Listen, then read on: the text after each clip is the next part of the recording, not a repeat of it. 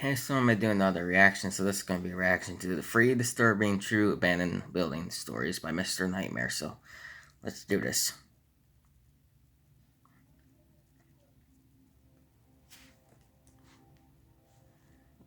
By Chester from Emily Wants to Play, or Chester the Chimpanzee. Ghost house because construction was never finished on it for the longest Oh, time.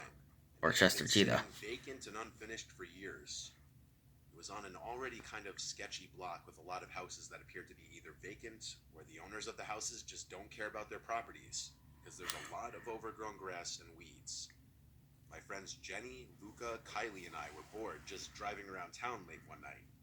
We got some fast food. Then Luca floated the idea of checking out the ghost house. Like actually checking it out, going inside. The girls were on board, and so of course, so was I too then. We parked a few houses down. This street only had one street light. The rest of it was Only dark. one? A lot of the houses didn't have any lights on. So it really was a dark and kind of creepy block. Like I said, They're probably all majority of houses abandoned. seemed Some abandoned gang too, members though probably they lived weren't due to in cars those being in some of the houses. driveways. We were all sure to be extra quiet getting out of the car and walking over to the ghost house. Seeing this unfinished two-story house in the dead of night gave off eerie vibes for sure. Next up, we had to figure out a way in. Of course, we tried the front door and it was locked. We then walked around the house trying every window until one of them slid right open. Jenny was the smallest, so she climbed in through the window and then went to unlock the back door for us. Only it was already unlocked, meaning anyone could have just walked right in. We entered the house that smelled like a mix of wood and some kind of rotten cat piss kind of smell. The first floor was a lot more finished than I was expecting, and it was pretty big with lots of rooms, but there was no furniture. We kind of all split up going different ways. I went up the stairs to the second floor, and up here was a bit more unfinished, with a lot of the wall framing exposed. I heard rustling around from downstairs, the sounds of my friends being a bit too loud, so I went shh really loud down the stairs. Upstairs was pretty empty, so I went back down to run into Jenny, who asked what's upstairs. I said it's a bit unfinished up there. She then proceeded to go upstairs and check it out anyway. I proceeded to look for the basement, and I found it beyond a brown door right under the stairs leading upstairs. As soon as I opened There's someone in I there. got a whiff of that cat piss type smell I was talking about. There's probably some So I homeless walked guy down living the in there, stairs, and as I got to the bottom, peeing I could everywhere. see the basement looked a little more decrepit than the rest of the house. The concrete floor was stained with some brownish, rusty-looking material. My first instinct was to think paint, but the color No. also matched blood. I looked around the mostly empty space and found in one corner a small wooden chair and a little table with a book on it. It was the Holy Bible. I heard footsteps coming down the steps. I said in a volume slightly above a whisper, "Yo, come check this out." When I heard no response, I turned around but didn't see anyone by the stairs. I said, "Who's there?" Then I noticed a girl sitting down, leaning on the wall. Only it took me a second to realize it wasn't Jenny or Kylie. It was some random woman with extremely long and messy hair looking right at me. Then I heard one of the girls upstairs screaming, followed by Luca calling my name saying, "Let's get out of here." The only words I could muster up were "holy shit." I ran out of the basement and up the stairs. I saw my friends running out through the back door.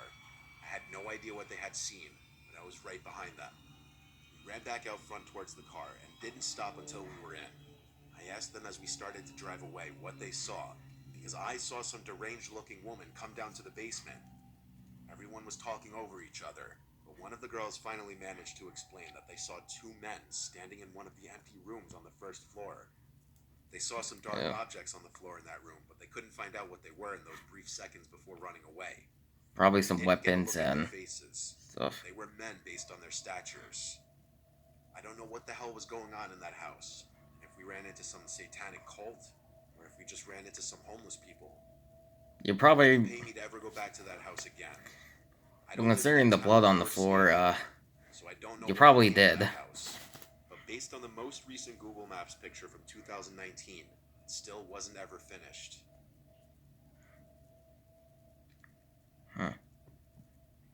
Story 2 by Kelly Clarkson. My friends and I live in a very nice area. Try and picture the quintessential suburban neighborhood. It's relatively quiet. People are used to the secluded, isolated feel it provides. The last place you'd expect anything dangerous to really happen.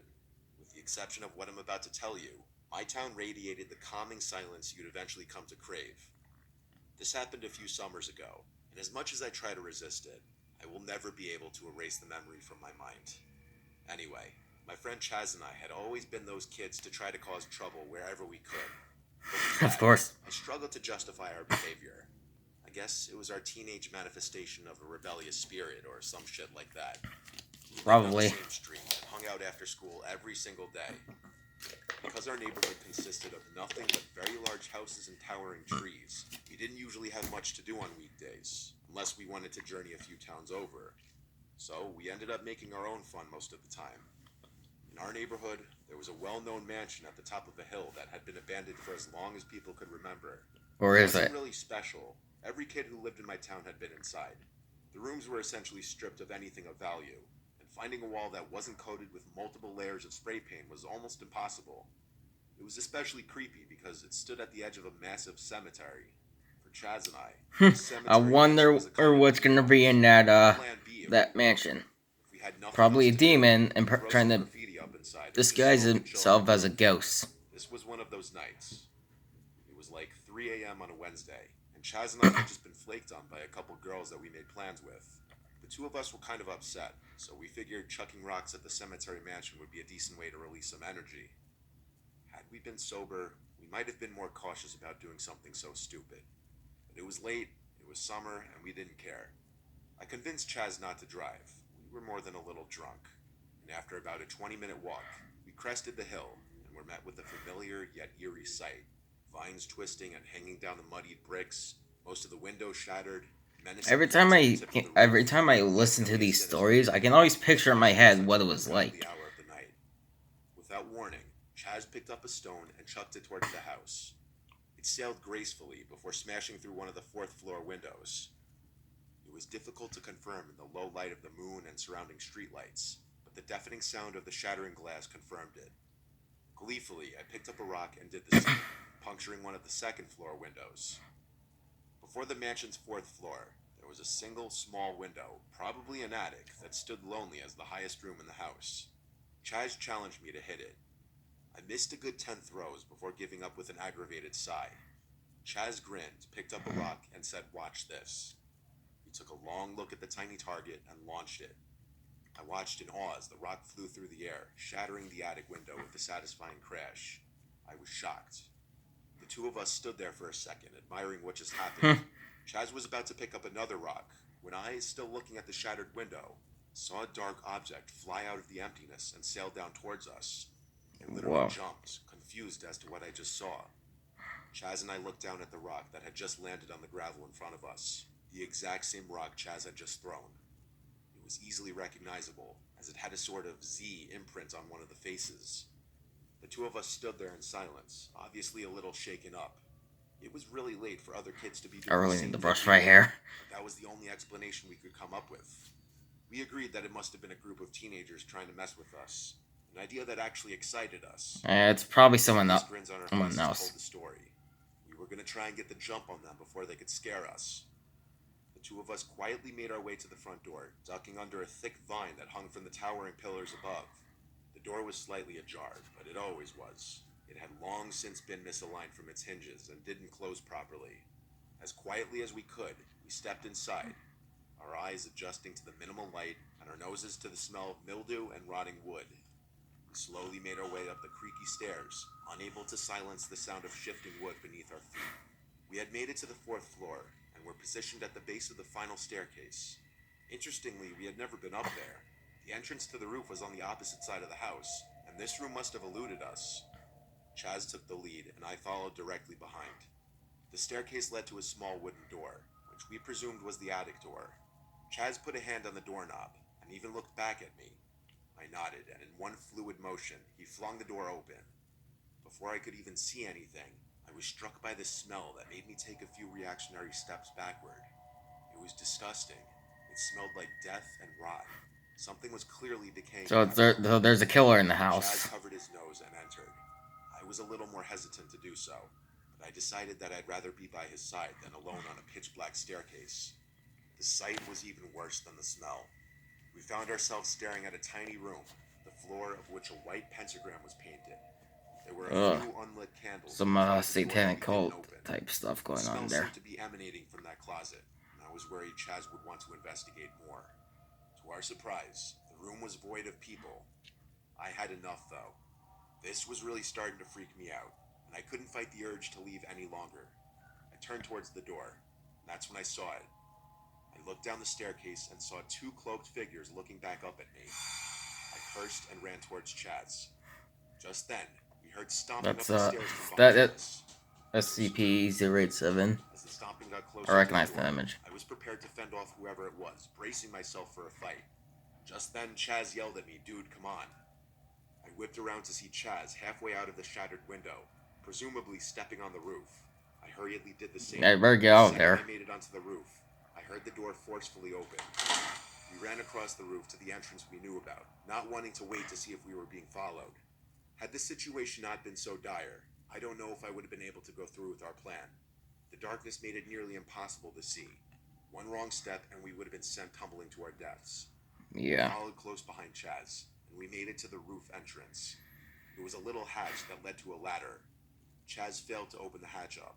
It was locked from the inside. Just then, we heard a booming voice ring out from somewhere in the distance. "They went that way," yelled a freakishly deep voice. To this day, it was the scariest thing I've ever heard anyone say. Without thinking, I stomped on the hatch as hard as I could with my right foot, and it gave way and it crashed loud enough to reveal our position to anyone in the house, let alone someone chasing us on the roof. The force of the impact caused me to fall into the hole, and had it not been for my hands reflexively grabbing the ladder, I wouldn't have been seriously hurt. Chaz screamed at me to go, so I climbed down as fast as I could, trying to ignore the pain in my leg.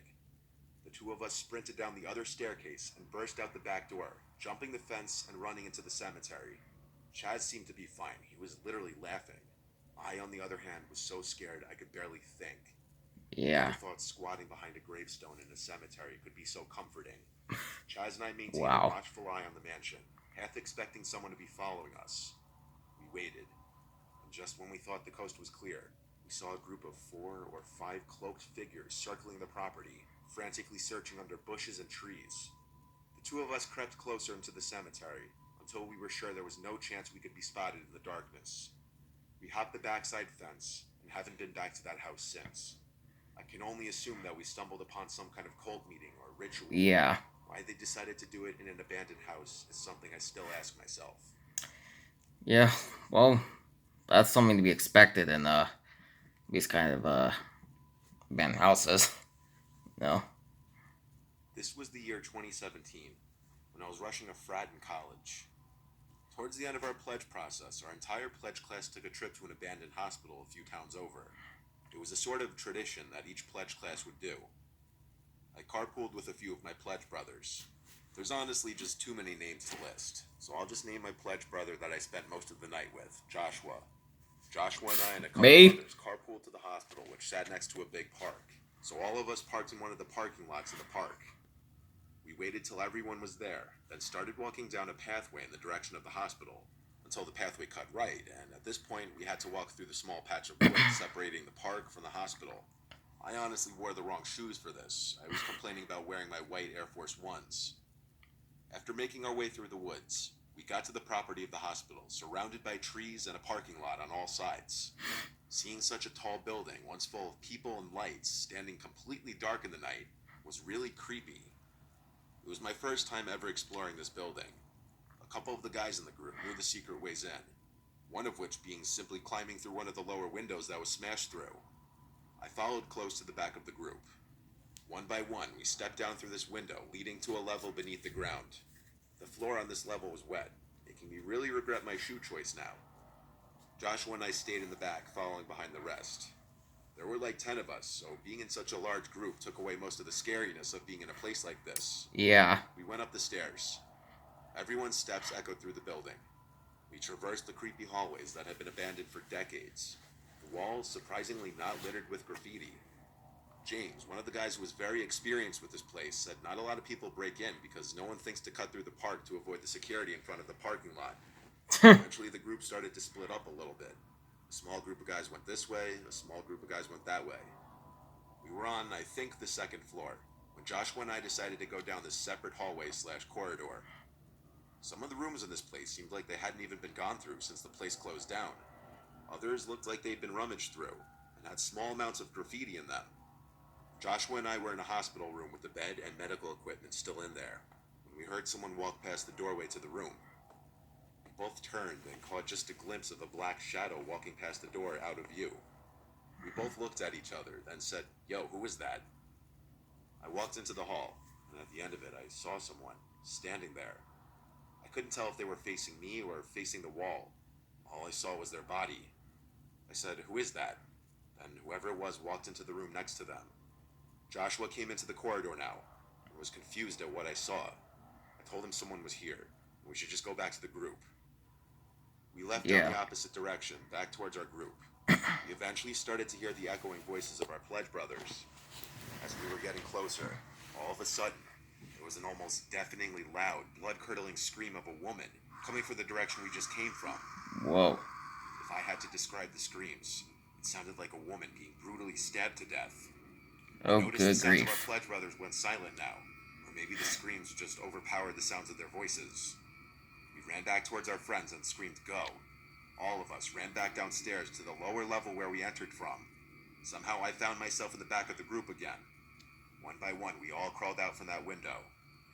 The screaming stopped, but now we heard footsteps stomping down the stairs.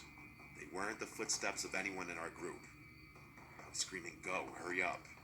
Finally, after Joshua crawled out, I crawled out, the whole time fearing someone would grab my feet. We booked it back towards the cars through the woods. After we got to the cars and caught our breath, I told everyone I saw a person in the corridor where Joshua and I were. That's where the screams were coming from. We all left shortly after that, definitely freaked out. I'm not really interested in urban exploration anymore. Yeah. Probably best you never get interested in that anymore. So yeah, that's it for my reaction to 3 Disturbing True Abandoned Building Stories by Mr. Nightmare. So hope y'all enjoyed the reaction. The link to the original video will be in the description below if you'd like to check it out, and I'll see you guys next time.